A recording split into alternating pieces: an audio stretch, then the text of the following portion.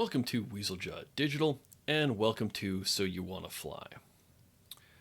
This is a educational, instructional series for new players to Squadrons to help them quickly outfit a ship and learn how best to use it in battle to help make them more effective.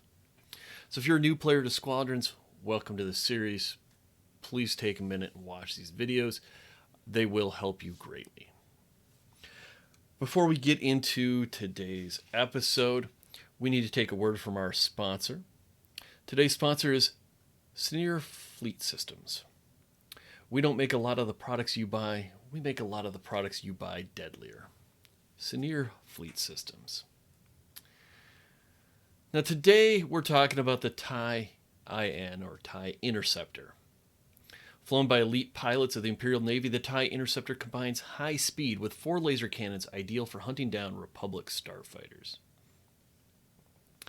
The TIE Interceptor was developed as a direct response to the Rebel Alliance development of the A-Wing. The A-Wing was extremely fast and was dominating against TIE fighters, so the Imperials developed the Interceptor to counter it. It is a wonderful ship. It is, however, very fragile. It's got a max hull of 775, which is extremely low. However, its max speed of 170 puts it at the top end, along with the max acceleration and maneuverability, also very high in the ranks. This makes this one of the quickest, most maneuverable fighters that carries a considerable amount of firepower, but you have to be careful with this ship. It's not a ship I would necessarily recommend to rookie players. We're going to be talking about 3 builds today. We're going to start off with 2 main builds that we can use, and then at the end of the video I will throw in my own personal build. Interceptors are my main ship that I fly a lot of the time in dogfights especially, but I will also use them quite a bit in fleet battles. I love the speed and the firepower combination. My build is more of an advanced build, but I do want to share it because it is the one that I use. So to start off with, we're going to take a look at what I would call the standard dogfight or anti-starfighter fleet battles build. So for new players, I would stick with the standard laser cannon. The rapid fire cannon obviously does considerably more damage, but it has a reduced range of only 600 meters. On top of that, it's got a very small amount of ammo to depend on, so you run out of ammo very quickly. It makes it a rather challenging weapon to use.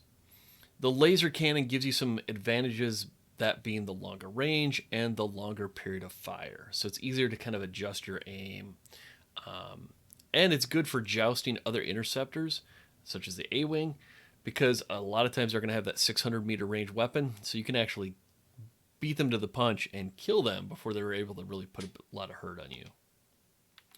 For our left auxiliary, we are going to keep our emergency repair system. This emergency repair system can heal over half the damage of our ship, so it's very important to have this and use this as often as you can when you need it. Our right auxiliary weapon, we're going to switch it up to our cluster missile. Cluster missile is a very interesting little system. It can fire up to 4 missiles at a single target. The damage is 450 damage per missile. So if all 4 hit, that's 1,800 damage, which is a huge hit, and is going to help you a lot in knocking out whatever target you're shooting at. They fire off quickly once you have a lock. Their lock-on time is 0.8 seconds per missile, though. So you are looking at just over 3 seconds to lock all 4 of your missiles. You can fire with fewer than 4, but to get the best out of this, you want to be shooting for that 3 or 4 lock situation. Lock-on range is 1,000 meter, and your cooldown is a little long at 12 seconds, but that's okay. And you do get 5 shots. Next up, our countermeasures. The best one we have is the Seeker Warheads. It's a great system to use. It's the best countermeasures there are in the game. Our hull, we're going to go with the dampener hull. It increases the hostile lock time of secondary weapons such as missiles by 100%. So it takes enemy units twice as long to lock a missile on you. It does lower your health a little bit, but it's worth the trade-off, especially with the fact that you have the cluster or your countermeasures to take care of any locks that you do get. And we're going to be leaving our engine as the twin ion engine. Now, the role of this fighter is not to get in and engage. Again, you have very little health. So the point of this is to kind of skirt around the edge of the battlefield, pick a target, dive in after it. So you're going to want to kind of skim back and forth. And as you start your approach to the center, you're going to want to pick out a target. You're going to want to hone in on that target. Zoom in towards it at high speed. Slow down when you get to 1,000 meters to get your locks on. And then open up with your blasters and fire away with those missiles. Once your target is down or you're starting to take hits from other players, hit your boosters and thrust out of there to safety. Use your repairs, let your missiles recharge, turn back around towards the battle, pick a new target, and attack. You're going to be swooping in like a hawk and just picking off targets. Your kill count will not be necessarily as high as possible, but you will be doing good damage, you will be getting some kills, and most importantly, you'll be keeping yourself alive. If you try to stay in there and fight close up when you don't have the experience, you're going to take a lot of deaths, which is going to hurt your team, both in fleet battles and in dogfighting.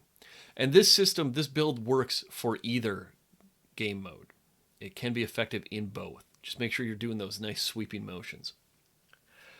As an added bonus, those cluster missiles are fairly good in attacking capital ships. If the shields are down, that can land 1,800 damage, which is as much damage as some of the larger missiles that are used for taking out capital ships. So you can take some pot shots there, or just swoop over them with your standard laser cannon while you're waiting to find new targets. Next up, we're going to talk about the build that I use for attacking capital ships with my interceptors. Again, I would stick with the laser cannon. It's probably your better bet there. We're going to drop our repair system, and we're going to go with our onslaught rockets. These do 60 damage each. They fire off very quickly, and they have a projectile range of 1,000 meters, ammo capacity of 40. Now, it is a dumbfire weapon. It's not going to lock on anything, but there is a lot of potential here with those 40 missiles, each doing 60 damage. That's 2,400 potential damage. For our right auxiliary, we're going to switch out to the ion rockets. Ion rockets do 300 ion damage. You have an ammo capacity of 30. They have a cooldown of 0.2 seconds. A little bit slower firing at 500 meters a second as opposed to 1,000 meters a second, but the range is the same at 1,000 meters. So the whole point here is you're swooping across the battlefield. When you get to 1,000 meters, you unload with all of your triggers. So you're going to fire away your dumbfire ion rockets, you're going to dumbfire your barrage rockets, and you're going to unload with your blaster cannons. You're going to do a significant amount of damage while you're doing that. It's surprising how much damage, especially those ion rockets will tear apart shields. Your rockets and your blasters will do good hull damage. Countermeasures is going to be the Seeker Warheads, as always. For our hull, we're going to stick with the dampener field. And for our engine, this is an area where you could make some changes. The twin thrust engine isn't a bad option here if you are really going to dedicate just to taking out capital ships with this build. If you're concerned about in fleet battles maybe engaging other targets too, such as AI fighters or the enemy players, then I would suggest sticking with that twin ion engine. Either is a good option. The twin thrust option is going to make you a little bit faster with a speed of 221 as opposed to 170. That means you will get to those targets faster. You do sacrifice some acceleration and maneuverability, though. So that's where I'm saying you're not going to be as good at taking out enemy fighters or AI fighters because you're going to hinder yourself in that way. You will get to your capital ship's targets faster so that you can do your damage quicker. So those are the two builds that we're going to cover right now. We're going to hop into some training sessions just to show off how to use these. And then, like I said, I'll show you my kind of knife fighter interceptor build after that. So this is our first build, our dogfighting build, designed for anti-starfighter combat. Again, what you want to be doing is flying across the battlefield, picking a target, hunting that target down, engaging with them, firing off your array of missiles, hitting with your blasters, knocking out that individual target, then fleeing the area at full speed.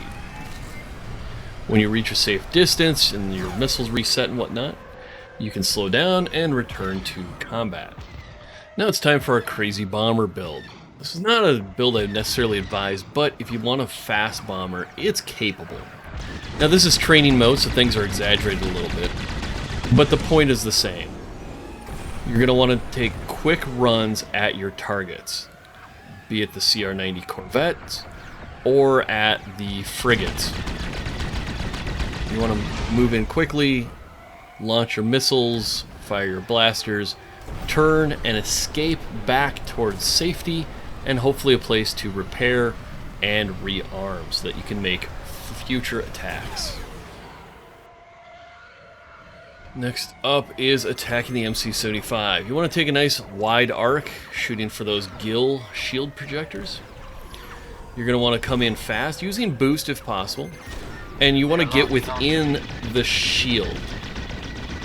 When you're making your approach out at 1,000 meters, you can start firing your ion cannons. Once you enter the shields, then you can start using your regular missiles in addition to your ion cannons and your blasters. You want to target those shield generators first, but after they're destroyed, you can target other systems, or simply make runs up and down the hull, firing your missiles and lasers until they destroy you. Keep in mind that, like other Imperial fighters, you can shunt power from one power system to another.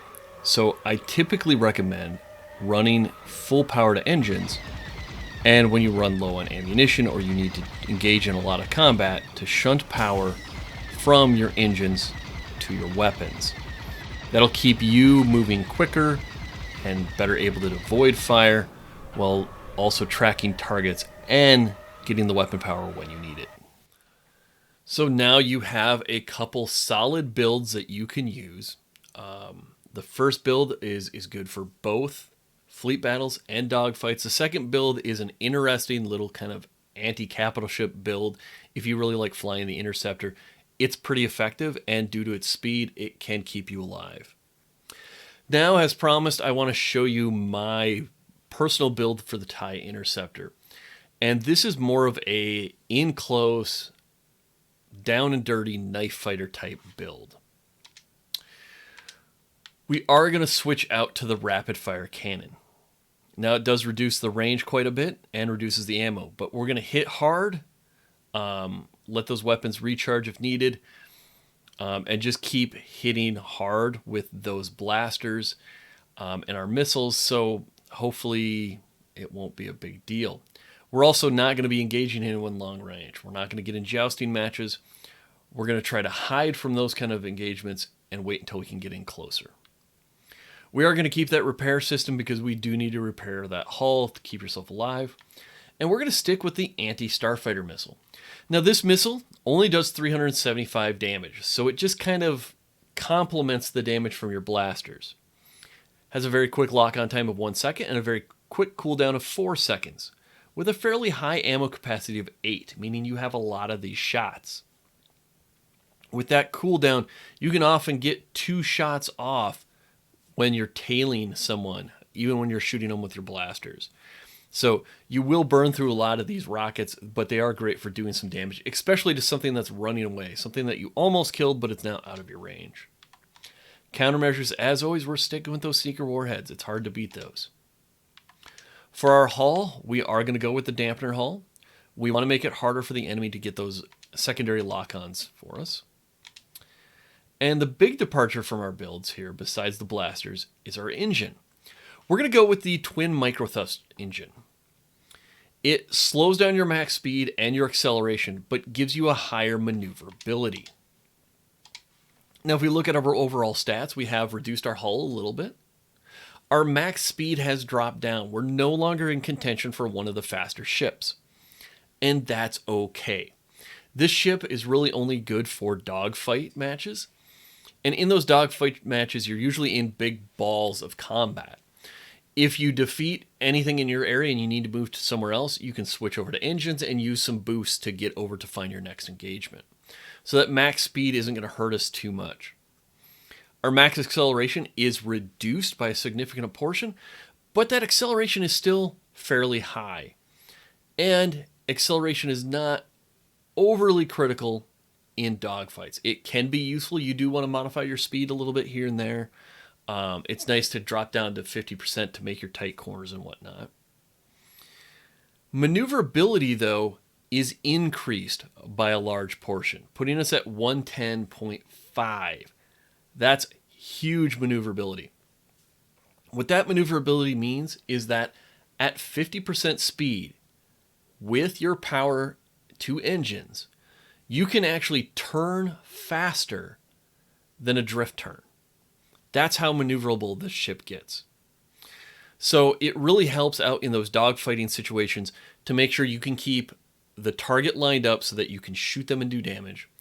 Also makes it easier for you to dodge incoming enemy attacks, incoming missiles, and to lose enemy fighters in various engagements around debris or asteroids or something.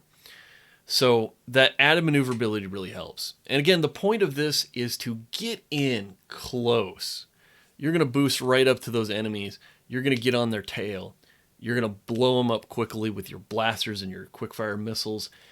And then you're going to find a new target, and you're just going to keep the heat on the enemy like that as long as possible. So with all that said, I hope that you feel more comfortable with this fighter now. I hope you have some good builds. I hope you have some good strategies for combat. And I hope to see you in space. Don't forget to like and subscribe, and I'll see you next time.